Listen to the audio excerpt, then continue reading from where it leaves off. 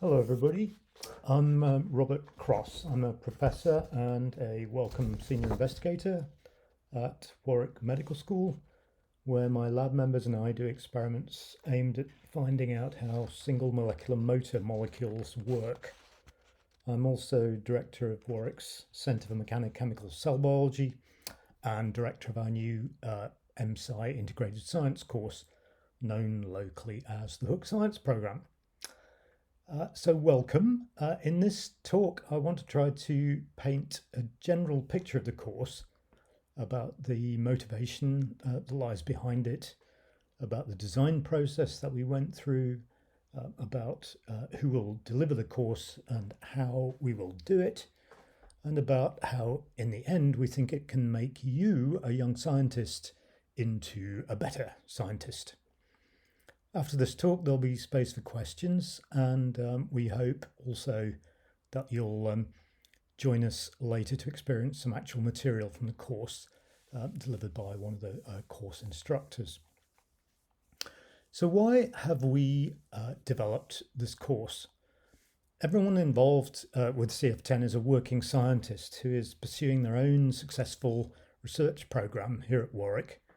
CF10 has been developed by active researchers who have established by direct experience what is needed to do good and effective experimental science. We, the instructors on the course, have designed the course to be rooted in experimental science. We're all enthusiastic about the power of scientific research to improve human understanding, and our teaching is springing out of our research experience. Everyone involved is contributing because they're genuinely interested and excited by the prospect of teaching effectively from research. This is the course we all wish we could have done when we were undergraduates, in some cases quite a long time ago. Now, you may already have ideas about science that are driving your interest in the course, but what personal qualities do we think you will need to get the most from the course? Well, the main mission, without any question, is curiosity, and scientific curiosity.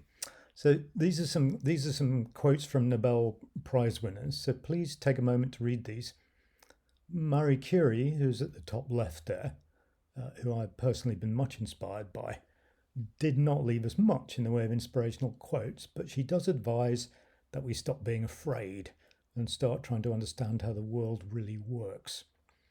Einstein, a big enthusiast for curiosity. Aaron Klug, who I knew briefly, who won a Nobel Prize in Chemistry in 2002, he suggests that curiosity is our secret weapon. And Venki Ramakrishnan, who is Nobelist in Chemistry in 2009, and current president of the Royal Society, urges us to really care about the question. And meanwhile, Paul Nurse, who's left there, was Nobelist in Physiology and Medicine in 2001. He's president of the Crick Institute, and he too recommends pursuing our curiosity. So scientific curiosity is really the primary qualification for CF10. We think that this course will best suit students who are enthused with a determination to explore. And incidentally, I'll just mention that Paul Nurse and Venki Ramakrishnan, past and present presidents of the Royal Society, have already agreed to come and talk to our students. Paul will come this year in 2020 and Venki next year. Before I go any further, I just want to show you this one more quote here. In this case from another Nobelist, Max Perutz. So Max was a sort of fairly gentle commentator on society, but he chides people here, in effect, for not being curious enough. So if you do find yourself feeling curious about how the world works, especially the natural world, I think I'd urge you to be proud. Now, enough about motivation. Let us turn to the question of what exactly this course is about who's put it together and how and about what it will be like to experience. So the diagram. So what do we mean by integrated science? What are we actually talking about when we talk about an integrated science approach to scientific problems? Well, this flavor of integrated science concerns problems in the mechanisms of life and mechanisms of living systems. And we're going to be looking at those using a combination of physics, chemistry, biology, and mathematics. We're not going to try to use any particular approach. We're simply going to use whatever approach is appropriate to solve the problem that we're interested in, with interesting problems being really the key principle. You can see that if you look at the organization more freely on the mindsets and the techniques of biology, chemistry, maths, physics, computing, and more in order to mount the best attack you can on your scientific question. And this approach harks back, in fact, to the beginnings of modern science, when science was still a single subject, which was called natural philosophy.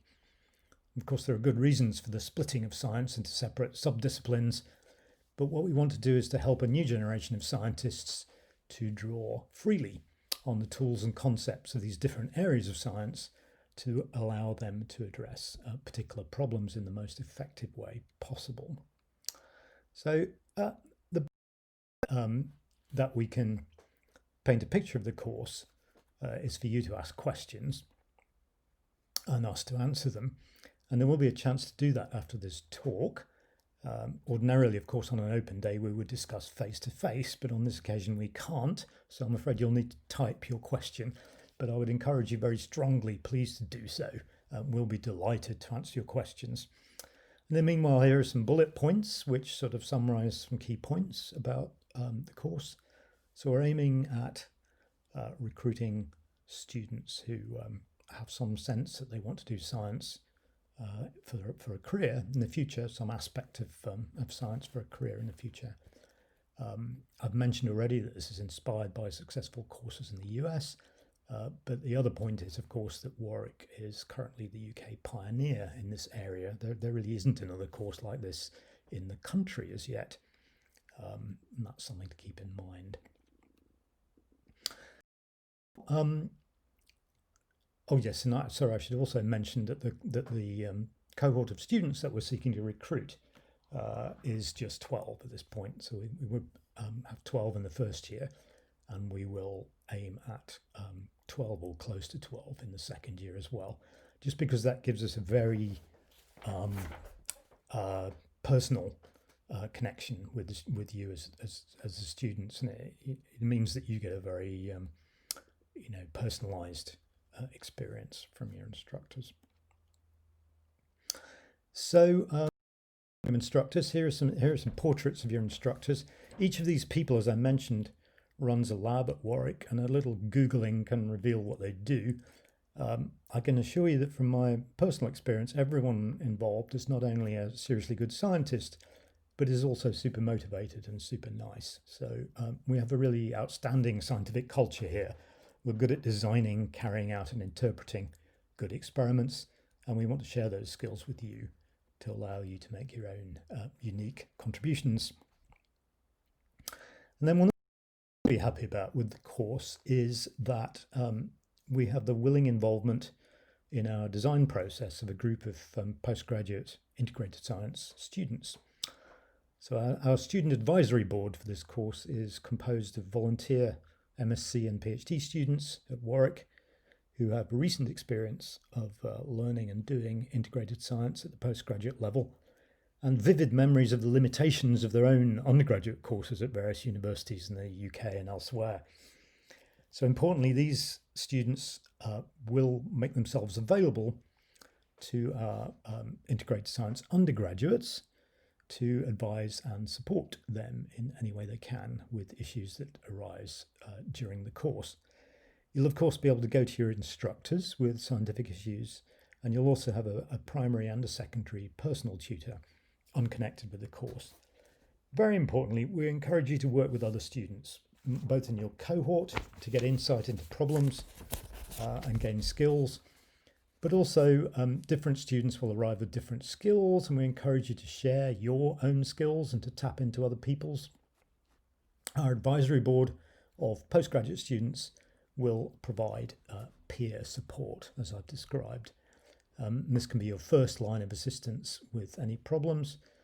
We think that informal, readily accessed advice from experienced students can be extremely helpful. In 2021, we will, of course, already have had one intake of MSci undergraduates who will be starting at that point their second year, and we'll encourage those students to make themselves available to advise you, our incoming first years. So now a word about the course.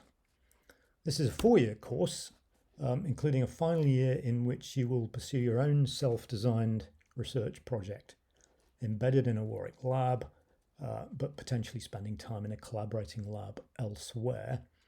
The first year of the course is entirely new. It's made up of 2-week blocks, during which you'll address a specific experimental question, as shown here. You'll spend around half your time in the lab throughout the year. So there's a very considerable element of laboratory experimental work. And the classroom activities, which are lectures and subsequent problem-solving activities, will run in parallel and will deliver the skills and the underlying principles that you will need in order to analyze and interpret your experiments. And at the end of each of these 2-week blocks, you'll write up your experiments in the form of a little paper. To begin with, obviously you won't know how to do this, so we'll heavily scaffold this process of paper writing. And indeed, for the first month or so, your papers will be assessed, but the scores will not count towards the final score for the year. And then as the year progresses, we'll provide less and less scaffolding, but still plenty of other support, allowing you to gain confidence and skills in experimental science. At the end of the first year, you'll have a portfolio of these papers that you've written as a record of your experiments. And there'll also be a set of exams at the end of the first year. So I want to just also mention that the whole course is threaded through with computing, principally Python-based coding, a bit of MATLAB, a bit of ImageJ, that kind of thing. Wednesday mornings will be given over to computing skills. Wednesday afternoons is sports, mandatory Wednesday afternoons off. We will provide you with a computer. We'll give you a MacBook Pro for your personal use throughout the course. Also, microscopy is a major theme, and we'll one of our custom super resolution microscopes. These are, I think this is animated. Yeah, you can just see how it fits together. This is a design which we've created for the course, and we'll provide one for every 2 students. That's the plan at the moment, and we can talk some more about this in the questions afterwards if you're interested. But you'll have access to this microscope throughout the course. So here's a summary diagram of the entire course. I won't do the details here, but I'll encourage you again to ask questions about the structure of the course. And just to round this out, a picture of Robert Hooke. This is a modern day portrait of Robert Hooke. Hooke is our poster boy for the course.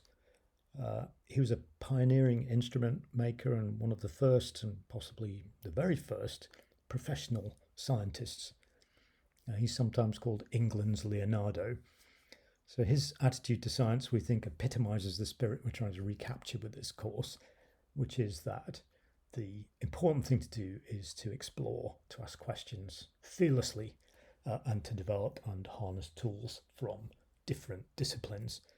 And you can see in this list, which is overlaid on Hooke's portrait here, that he was very successful indeed at making progress in a huge variety of different fronts during his all too brief life.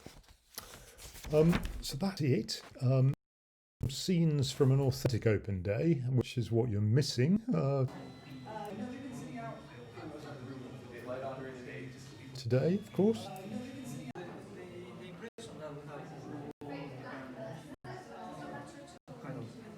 Pattern is because they're moving. Yeah, because they're moving exactly because they're sequential. This is us. That's right. I'm doing a bit of 3D printing in the middle there. This is the microscope that I mentioned to you. Here we're imaging some fluorescent plants which are moving around there. Motile plants.